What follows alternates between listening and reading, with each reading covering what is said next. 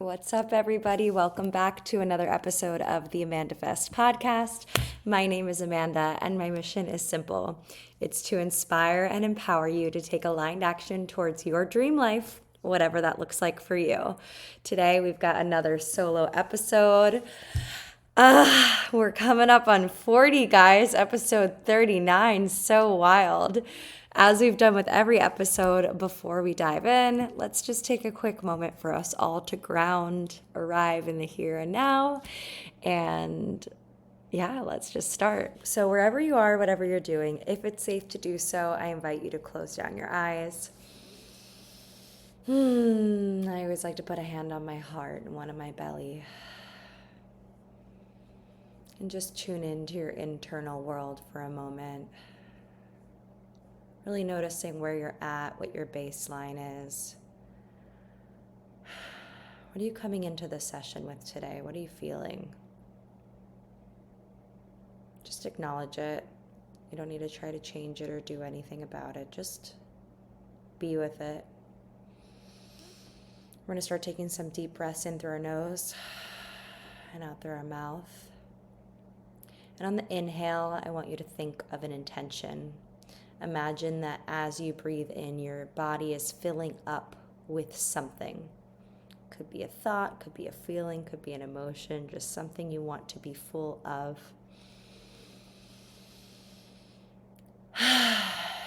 And on those exhales, I want you to imagine you're letting go.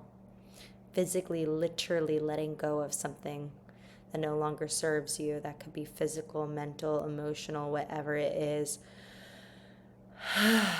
Really breathing it out with that exhale. Don't be afraid to make some noise. Really release in through the nose and out through the mouth. In through the nose and out through the mouth. Welcome. Welcome to Amanda Fest. Welcome to your bodies. And welcome to this episode. For those of you who are watching, you could probably see I look a little tired. Man, it has been a wild 2 weeks. I know I say this every episode, but it's so true. I can't even get over how much unfolds on a bi-weekly basis, on a weekly basis, on a daily basis. I just feel like life is moving in hyperspeed. January felt like it dragged out for ages, and then February I blinked and it was over. And how is it already mid-March? Like, what the fuck? What is going on? So just to do a little recap. So since we last spoke, I have been on a mission. I have been running all around Miami. So I decided I'm staying in Miami through Music Week. I think I told you guys that on the last episode. For those who are like brand new, I am full-time digital nomad. So I move around constantly. I stopped by in Miami for a wedding, ended up staying longer. I'm here in my parents' house right now.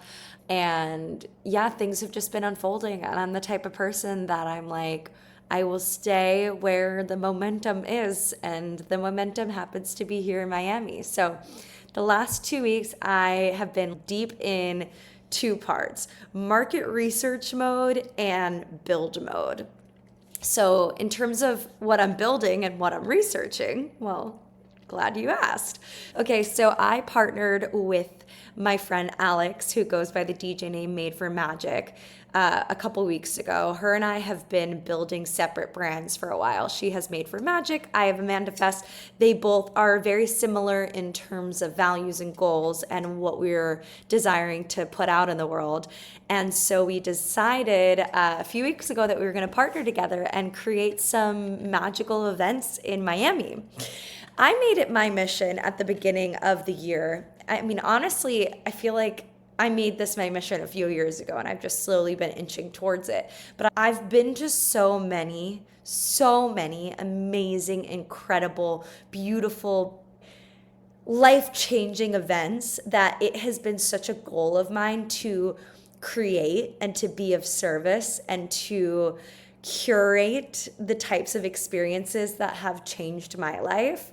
And so everywhere I go to ecstatic dances, I go to raves, festivals, concerts, shows. I just am always trying to soak up as much as I can each place that I go and tap into community. That's one of my favorite things to do, is to arrive in a location and find the ecstatic dance, tap into the conscious community, meet the people, find the change makers, figure out who are the movers and shakers and the people that are doing things in this area, and then immediately just tap in. And it's honestly become this really fun game of when I go places to figure out what the scene is. Who are my people and how do I find them? And how can I find them faster and faster each time, right? Because each time I do this, I'm just strengthening that muscle, getting better and better at figuring out how to do this. I definitely will teach a masterclass on this at some point, because I do know that this is a very special skill that I have.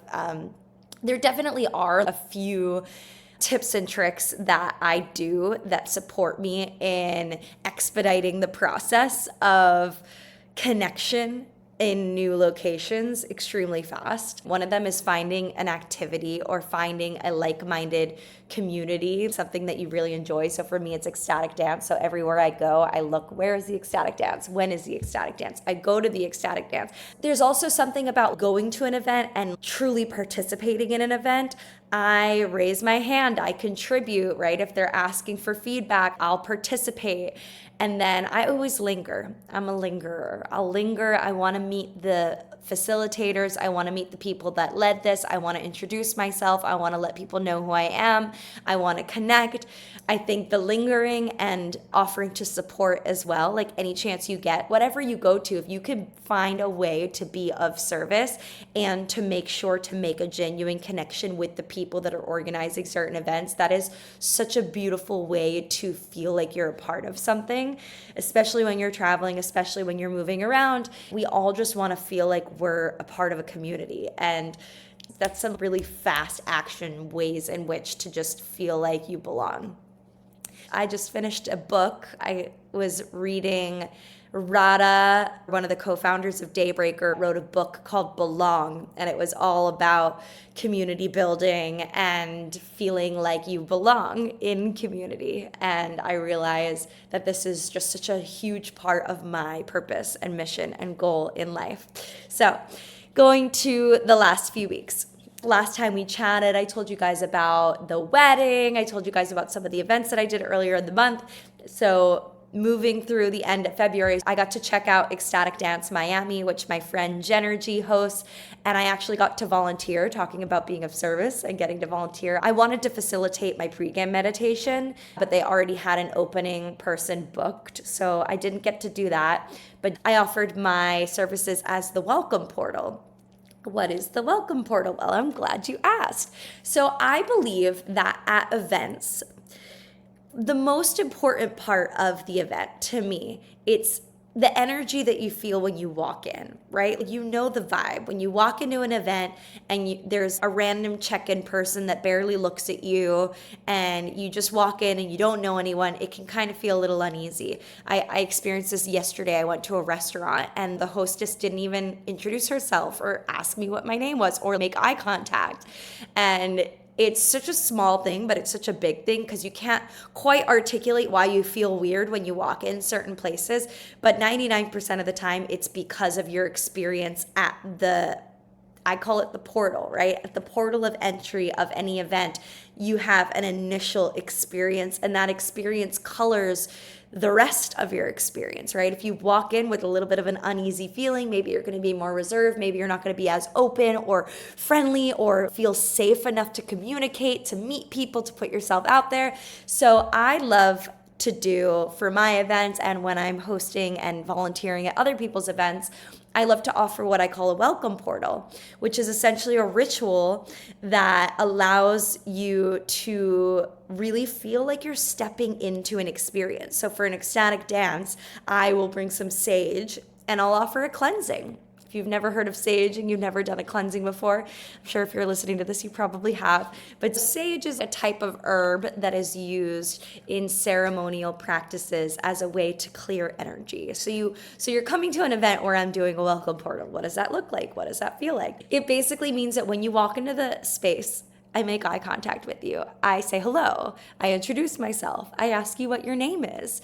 And then I offer a cleansing. So as I do this and I'm clearing the energetic field, I invite you to close down your eyes and just breathe like we just did at the beginning of this episode, taking some nice deep breaths in through your nose, out through your mouth, setting that intention, really getting clear on why are you here? Why are you desiring to experience this event?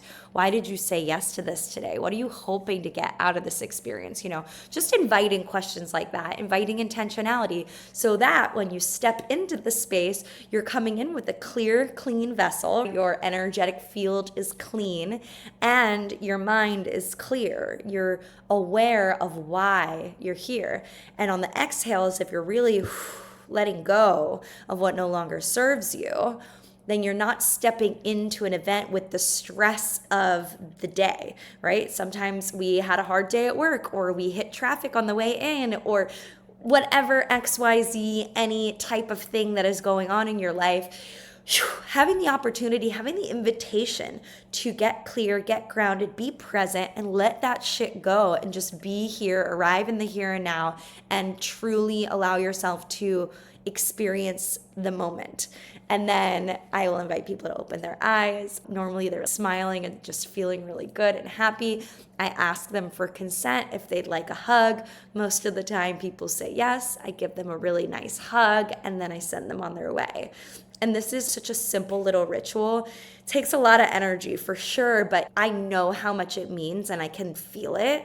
And it's one of my absolute favorite gifts to offer, because I also get the opportunity to genuinely connect with so many people, to be that front line, to be that person as people enter into the space and get to give them some love, maybe give them, the first hug that maybe they've had all day. We as humans need physical touch. We need hugs. We need to feel seen. And I love that little ritual. So that was super fun. I got to do that for the Ecstatic dance in Miami. And then fortunately and unfortunately, I left early because my friend Kamal, who I went to high school with, he is a cirque performer. He does aerial acrobatics. He does fire spinning. He has been living and working in Miami for years now. We did American musical theater together when we were in high school. And now it's so cool to see him living his best life, performing full time. He is a performer at this hotel called the Faina Hotel. They were doing this incredible rendition of Carmen, just a lot of cirque and singing and fire, and it was just so amazing. So I left Ecstatic Dance early to go see this performance with him. I actually ended up having 2 comp tickets, and so my intention when I went to the dance was to meet somebody that I could invite to be my +1, knowing that this was going to be an incredible show. It's a high ticket price, so this would be a really beautiful gift to give someone that truly would appreciate it. I met the perfect person, and I invited him, and he was a full fuck yes immediately. We went to the show and it was just so good, like so unbelievable. I have seen so many high-end performances in my life and this one just took my breath away. Absolutely incredible. Loved getting to see my friends in their magic. Loved getting to gift that experience to someone else. I turned around and the person that I brought was just smiling the whole time and I was like, fuck yeah, that was so awesome. So that was on Friday. I think I just chilled on Saturday, and then Sunday I went to my first Coffee and Chill event. So Coffee and Chill is an event in Miami. I think it started in California. I'm pretty sure it's a licensure thing. Coffee and Chill is this sober, intentional morning coffee, cold plunge dance party event that happens every other Sunday in Miami. And I've been hearing really amazing things about it. Obviously, my desire to step into the intentional partying space means that I need to see what's up. So obviously checking out an Ecstatic dance, which is more on like the spiritual hippie woo-woo side, and then checking out an event like this, which is definitely more mainstream. I had just been seeing that these events were selling out within minutes. There's so much demand for party alternatives in Miami, clearly. I just had to check it out for myself. The event was great. They had coffee, they had a DJ, they had cold plunges, they had a bunch of little booths with red light therapy, and they had an illustrator that was drawing pictures of people, and they had B12 shots. People were getting shots in their arms with vitamins. One thing that I did notice though is that the focus wasn't the dance floor. The focus was the experience. The focus was the cold plunges and the coffee. Obviously it's called coffee and chill. Those are the two main pulls. It almost felt like the DJ and the dancing was secondary. There was nobody dancing. The first hour and a half, I'd say nobody was dancing. And after I scoped it out, I did some of these activities. I was like, yo, I want to fucking dance. So I go over and they had some drummers who were playing and the DJ was fucking awesome. And I was like, fuck it, I'm just going to dance. And so I started dancing, and then this other guy came over and started dancing, and then another guy came over and started dancing. So now there's 3 of us. And I kid you not, it went from the dance floor being completely empty to fucking every single person at the party was either dancing or surrounded around the dance floor. And it was such an incredible reminder of how much people need permission to play and permission to party, that nobody wants to be the first person on the dance floor. Everybody's just kind of waiting around to see, but everybody wants to move. Everybody wants to express. This is in our fucking DNA. We have been dancing and listening to music and moving since the fucking caveman era. Dancing is generationally been a part of human nature. It's about community. It's about coming together. It's about movement. It's about connection. This isn't something that you're into or you're not into. From my perspective, I just believe that society can kind of knock it out of you, that you can just get to a point where you're so uncomfortable and you need that validation from others, and you don't want to be awkward or feel weird, so you're just waiting for people to give you permission to play. But it was so fun getting to start the dance floor, getting to see everybody just be in their joy and bliss, and that was fucking awesome. I spoke to the founders afterwards. I am trying to get 1 or 2 of them on the podcast soon, just to talk about the power of community building and how they've done it and how they've been able to grow and scale so quickly and so fast. I mean, it's truly fascinating and really cool to see. But I think the biggest takeaway from this experience was there is a huge demand for intentional partying in Miami. That is clear, clear, clear. So that was amazing. And then Alex and I really went into the portal, and we were in preparation mode for our event. So the following weekend, we were hosting our very first pre-party for We Belong Here Music Festival. We were just getting really clear on what are our values, what are we desiring to build, what is the thing that we're building, and how is it different from what exists? How are we supporting people in a way that they're not being supported right now? How are we filling that need? How are we tapping into this coffee and chill market, tapping into this ecstatic dance market, tapping into what the people want, but bridging the gap? I feel like that term specifically has been coming up for me so much, bridging the gap, bridging the gap. I remember when I was working on a film in New Orleans in 2022 or 2023 maybe, 2022 maybe, I don't know, 2022 or 2023. And I just remember I got a download from the universe, and it was like, bridge the gap. And it was like, this is your purpose. Your purpose is to bridge the gap. And I was like, what the fuck does that mean? What does bridge the gap mean? Between what and what? And I've been playing with that. With this podcast, I feel like I'm bridging the gap between spirituality and practicality. I'm talking about mindset. I'm talking about spirituality. But I'm also talking about what are the practical things that you need to do to make shit happen. This is it, you guys. Everything that I'm sharing right now, this is me fucking around and finding out. This is me getting out in the world. This is me taking action. This is me doing the thing before I even know what the thing is, just following my intuition and seeing where it leads me. But bridging the gap, what I'm coming to gather is this bridging between this conscious community and mainstream society. I have spent the last decade doing market research around all of these events, going to ecstatic dances all around the world, sitting with plant medicine, going to workshops, going to all of these like hippie woo-woo events. And then on the other side, I've been traveling around the world, going to the biggest mainstream festivals on the planet, Tomorrowland, Ultra, Coachella, I've been to Burning Man, I've been to all of these places, and I'm like, what is the fucking through line? I want the crowds and the eyeballs and the attention of these mainstream spaces, but I want the heart of the conscious community spaces. And what I found through all this research is at all these super hippie woo-woo spiritual events, we're saying things that likely would resonate with mainstream audiences, but the language in which we are using oftentimes can be triggering and restrictive, because we're using a made-up language of woo-woo words like container and embodiment and all of these things that, to me, that's a part of my vocabulary now, but to other people, they're like, I don't fucking know what this is. It feels exclusionary. And so I think the biggest question has been, how do you make a dance floor feel inclusionary? How do you make it feel intentional, attract the masses, but keep that through line of intention and heart and connection and meaning? And so that's what I've been on a mission to discover. That's what Alex and I had been working on. We've been talking about this separately for years now. And finally, we're coming together to truly build something that we feel like is going to change the fucking game, honestly. So Alex and I were working on prep stuff during the week. My friend Erin, whose company is called Whoop Life, held an authentic relating workshop in Wynwood. She started off by playing authentic relating games and then invited me to do my pregame meditation, which then turned into an ecstatic dance. I invited Alex to come DJ, and this was our first unofficial event together, which was super fun. So I got to guide a group through the pregame meditation, which I haven't done live since Toronto in December.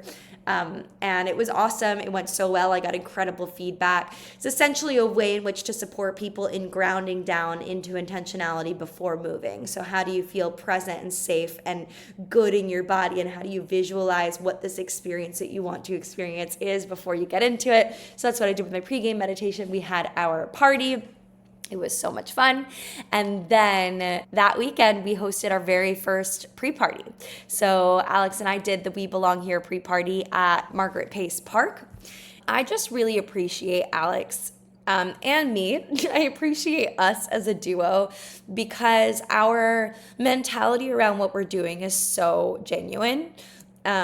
I was not expecting a massive crowd for this first event. Honestly, we were like, this is a beta test. We wanted to figure out what's the style of our party? How do we work together? What is the vision? What is the energy? What is the vibe? We had a couple people that said yes, that actually showed up. And then the really cool thing was that we did this event in a public place. So we had a lot of people stop by and be like, what is happening? It was almost like a little social experiment that we set up a DJ, and her and I both were wearing like bright pink rhinestones. Couldn't miss us if you tried. And it was really interesting watching people respond to us partying. Everyone kept being like, what is this for? And I just kept saying, for fun. Like, we don't need a reason to play. We don't need a reason to be in our door. We could just play for fun. We could have fun for fun. Like, whatever happened to having fun for the sake of having fun. But it was so fun to get to be that permission slip for people, to show people Alex is the DJ, me as the vibe curator, really getting to go out in the crowd and bring people in and invite them. We had necklace disco balls, and so that was a really beautiful way to connect with people, ask them if they wanted it. I got to put it on them. I gave everybody a compliment as I gave them the necklace, and it was super fun to just get to have that intimate interaction with the people that we invited, with the strangers that just stumbled upon us. It was so fun. So we did that from 2 to 5. Took a lot of energy. Stopped by Publix, got a pub sub. If you know, you know. And then literally had 30 minutes to regroup, eat, freshen up, and then me, her, and her boyfriend Connor all went to the We Belong Here music festival that night. This was my second year in a row going to that festival, but this night, like this day, the Saturday night, I didn't really know any of the DJs. I always love to set intentions before going out to a festival. And my intention before going out this night was, I want to be walking dopamine. I was still wearing my bright pink jumpsuit. I had a disco ball cowboy hat and a bright pink furry coat. And Alex was still wearing her all pink jumpsuit, and she was wearing this epic Alice in Wonderland Cheshire Cat coat. It was awesome. It was so cool. And my intention for the evening, I was like, I'm in flow. I'm not married to like, I need to see the stage or I need to see this artist. But I really wanted to bring joy to people. I was like, I would love to make people happy just by how I look today. And I want to be the human permission slip to show people that you can be in your joy and you can play and you can be in your fun and in your authenticity. Okay, so that was my intention before going into the festival. It was so much fun. I had such a blast, definitely achieved the intention. At one point, so we went to the side stage and I found a little nook in a tree and I just posted up in this tree. You just got a picture. I'm wearing this disco ball cowboy hat. I've got a bubble gun. I'm vibing in the tree and all of these people are passing and they're like, yo, you're so fun. And they're coming up and they're dancing. Oh man, it was so much fun. I love festivals for that reason, where it's like you just see the most absurd shit. It is permission for adults to have fun and play and be silly and just be in their joy. And that night was the total, like, it was just it. Like, it was just it. At one point, Connor and Alex wanted to go to the main stage to see Eric Prinz. And we were all there for like 15 minutes. The set was so monotonous. It was the main stage closer. We were all anticipating it was going to be a banger. And I never have a problem being like, yo, this isn't it, let's move. But it was really cool to see Connor and Alex both were just like, yeah, this isn't the vibe. Are you down to move to the other stage? And I was like, fuck yeah, I was just sticking it out for you guys. I'm so down. So we went back to the other side stage with the tree and just vibed out and had the best fucking time. And there's so many lessons to be learned from being at a festival. And especially when you go with people, there's an element of not wanting to let people down and wanting to go with the flow. But I think having clarity on what your intention is, I think that if I was really desiring to see certain artists, I would have been more vocal about what I was wanting or not wanting. But because I didn't really care who was performing and I really was just there to just be there and be there for the experience, I was way more open and flexible with that. So I just think intentionality in all things. If there's any moral to the story that I could bring back and keep honing back, it's intentionality, intentionality, intentionality. So we have this amazing time. I absolutely adore going to shows with them. They always are like together doing their thing. They're really cool with me kind of going off and doing my own thing. When we first got there, like I went to the front rail and was hanging there and they were hanging a little bit back. And like, you know, we have really good communication with each other of what do you need? What do you want? If somebody wants one thing and somebody wants something else, we're cool splitting. So that's always super, super important of just knowing what you want, knowing what you need, knowing how to communicate that and being around people that also are like of that level of emotional intelligence that can do the same. So we go back home. I'm staying with them. So day after the festival, Alex is exhausted. Connor's up and getting ready for work. I decided to go to a coffee shop. So I asked Connor, is there any cool coffee shops here? He was like, yeah, there's one literally like right down the block. You should go. I was like, sick. So I'm walking towards the coffee shop and all of a sudden I hear Rufus Du Sol playing. And I was like, what is going on? So I literally just followed the music. I start to get close and I see this frazzled guy with a yoga mat on. And I was like, what's going on? Are you going to that event? Where's the music coming from? Also, mind you, I'm wearing this hoodie. I'm rolled out of bed. I didn't have makeup on. I wasn't dressed for an outing. I was literally like tired next day from a festival, rolled out of bed trying to get some coffee. I wind up walking to where the music is. I see this frazzled guy with the yoga mat. I'm like, yo, are you going to this event? What is this event? What's happening? And he goes, oh, it's this event called Pups and Chill. And I was like, oh. So when I went to Coffee and Chill and I posted about it, I had some people in my DM saying, oh, you should also check out Pups and Chill. It's basically the same thing, but with puppies. And I was like, what? So I kind of recognized, I knew what it was, but I get there and I think it was like 11:45 or something when I arrived there, and the event was supposed to end at noon. And I get up to the front and I asked the woman, I was like, hey, I live in the area. Not true. And I was like, I just heard the music. I was like, can I just peek my head in and see what's going on in there? And she was like, yeah, like it's almost ending. Sure, no problem. I peek my head in, and as I'm getting in, like the guys that are walking in with me, they're like, yo, stay. Like, you got to stay now. And I was like, what? And I'm thinking this thing's going to end in 15 minutes. So I walk in and it is packed packed to the brim. There's a yoga class happening to the left with puppies. There's all these activations happening around the perimeter. And then there's like a pop-in dance floor, people throwing down, DJs fucking going off. There's an awesome MC on the mic. And I'm like, yo, what is this? Very different vibe from Coffee and Chill. I would say Coffee and Chill was a little bit more reserved, and this one felt wild. It felt really fun. And of course, I ended up staying. I ended up on the dance floor, throwing down with all the guys on the dance floor, having the best time. Again, this is Sunday morning, sober event, and people want to party. People are down to have a good time. It was so much fun. I had the best time. I literally made like 20 new friends. Underneath the hoodie, I was wearing a little jumpsuit, and I ended up, of course, jumping in the cold plunge with that because I couldn't not cold plunge. I dunked, and I actually have an ear infection now, which is a part of why I'm so fucking exhausted. But yeah, it was so much fun. I had the best time. I just kept cracking up, and I was like, I literally just woke up to get coffee, and now I accidentally wound up at a rave. And the craziest part is that I was actually planning on going to day 2 of the festival, which Connor and Alex were not. I was planning on going solo because that was going to be my music day, because it was Sultan Shepherd, LPGOB, Louis the Child, and Lane 8 all playing back to back to back. That's 4 sets, 8 hours of music. So when I woke up Sunday morning, I was like, okay, I need to get coffee and then maybe come back and relax. I have a very long day ahead of me. Instead, I accidentally wind up at a morning rave, dancing my face off, having a good time. I'm so glad that I went. And then I ended up going to the coffee shop. I ended up seeing a bunch of people that were at the event at the coffee shop, mixing and mingling, chatting some more. And then I get back to Alex and Connor's place, and I'm like, you guys literally are not going to believe what just happened. And they both start cracking up. They're like, this is the most Amanda story I've ever heard in my life. They're like, you literally left for coffee and wound up at a party. Like, how did that happen? And I was like, I don't know. I don't know. But I'm so glad that it did. But basically, I had a very quick turnaround. I packed up all my stuff and then essentially went straight to the festival. And I was like, all right, maybe I'll take a nap in my car. I literally just decompressed in the car for like 10 minutes. And then I was like, okay. So my intention for day 2 of the festival, totally different. I literally went in like incognito. I had a black hat on. I did have a fun jumpsuit underneath, but I literally wore this hoodie again. I was just like, I'm not here for the dopamine. I'm here to just lock into the music. That was my intention.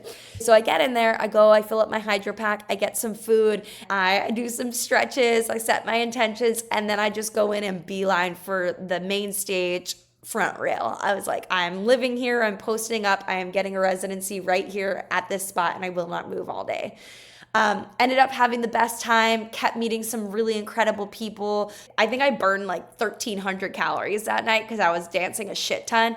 But I came in halfway through Sultan Shepherd's set. I left pretty early into Lane 8 set, and about halfway through LP's set, I left and took a little break and came back. So I was tired. I mean, also remember, I hosted an event the night before. I hosted a pre-party. I went to a festival the whole next night. I woke up in the morning, went to a rave. I was going fucking crazy. So all this to say, this week has been rough for me. I have been so tired, like so in recovery mode. I also have an ear infection that I'm pretty sure I got from dunking in the cold plunge.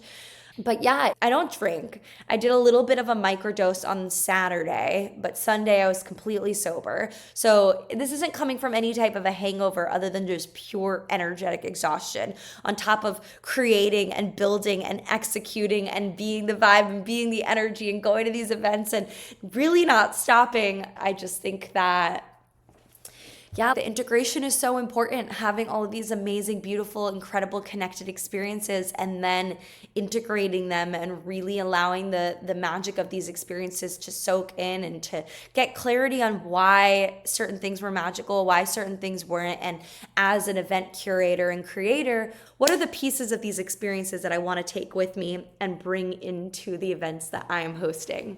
So Alex and I did get back together this week, and we finalized our March schedule. So upcoming, we are going to be doing another intentional field trip to Space, where we're going to meet before early in the morning. We're going to see Fisher at Space during Miami Music Week, but before we go to the club, the headliners at Space go on around like 8, 9 in the morning. So we're going to meet around 6 in the morning and do an intentional Pre-game meditation, connection. She's going to play some vibey music, some Odessa, some Lane 8, get us in the vibe, get us in the mood, get us connected. And then we're going to caravan to the club and all party together. I did a beta version of this earlier last month, so we're going to get to do that again.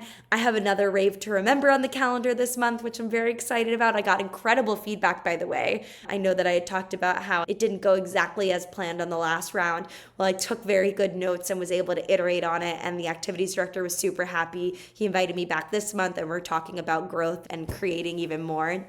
So that's super exciting. And then we are going to do a rooftop Miami Music Week party at a apartment complex in Wynwood. And then we're going to do a pre-party for Ultra, location TBD. And then the big thing that we're ramping up for is, I don't even know if I can announce it yet, but I guess this will be the first place you hear it. Her and I are launching our very own sober morning dance party called Dave's House Party.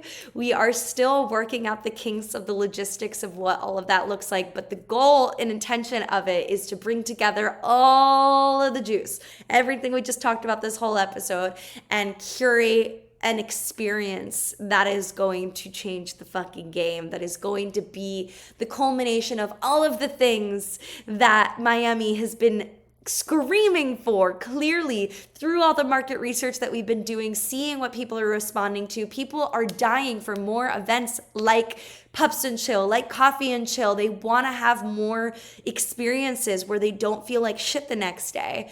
But to put a spin on it, our events are going to be focused on the dance floor. It's about the dance floor. I think that these other events are amazing and great, but they have other elements of it that take precedence, right? The puppies is all about, puppy adoption, and the Coffee and Chill, it's about the coffee and the cold plunge. Our events are going to be about the fucking magic on the dance floor. And I am so excited to birth this experience. I am so excited for what is unfolding, for all of the magical connections that are coming into my life. The last week, even though I've been exhausted, even though I've just been in the process of giving myself grace and just being like, okay, Amanda, you're tired. That's understandable. It just feels like all of the pieces of all of the things are kind of coming together, and I'm really excited for what is continuing to unfold. So definitely stay tuned. One big thing that I just got a lot of clarity on today is getting back into my routines that make me feel grounded. So I am recommitting to my wellness journey. I've been in and out and on and off, and I basically just threw in my calendar like all of the workouts that I'm going to be doing this week, drinking a gallon a day, doing my 10K steps a day, and I am diving back into my yoga teacher training because I started it and a lot of things got in the way, and I'm really desiring to have that certification under my belt so that I can start teaching and incorporating all of this into all of the things that I'm building and doing. So between the yoga and the DJing and the emceeing and the dancing and the event curation, all of the things are coming together just perfectly, just magically. And I'm so happy that you guys get to be here on this journey as I go through the fucking waves of creation. It is hilarious to me. I keep getting on calls with people and they're like, wow, I'm so inspired by you. It's so cool what you're doing. Wow, wow, wow. And I'm like, I got no fucking clue what's going on. I am just following my intuition. I am following the breadcrumbs, following where they lead. And I am so excited to look back on these episodes and look back one day and be like, wow, that's how it all happened. Crazy. So I hope that this episode inspired you in some way and also just validates you if you are an entrepreneur and you are feeling crazy, like super high highs, super low lows, and they oscillate literally throughout the day every 30 minutes. It just goes like woo, woo, woo, woo. You're not alone. I fucking feel you, and keep going and fucking prioritize play and fun. I think that's another really big takeaway that I want you guys to have is that get out into your communities. I don't care if you're married. I don't care if you have kids. I don't care if you're in a new place. Go find your joy, find your bliss, and make that a fucking priority. Prioritize your pleasure, prioritize your play, lead with curiosity, and be open to the magic. Be open to possibility and watch your entire life change. I'm so grateful to have this platform to share, to express, and to hopefully inspire. Thank you all for listening, and I will catch you on the next one. Mwah.